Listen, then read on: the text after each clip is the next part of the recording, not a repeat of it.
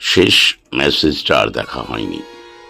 সে প্রতিদিনের মতোই রাতে ঘুমিয়ে পড়ো লিখে পাঠাতো, আর ও সবসময় রিপ্লাই দিত, তুমি আগে ঘুমাও।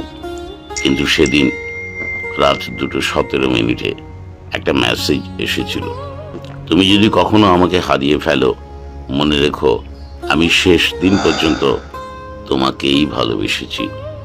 ও তখন রাগ করে ফোন সাইলেন্ট করে রেখেছিল। ভাবছিল সকাল হলে কথা বলবে, কিন্তু সকালটা অন্যরকম ছিল।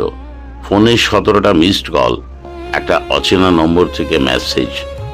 গত রাতে ওর অ্যাক্সিডেন্ট হয়েছে।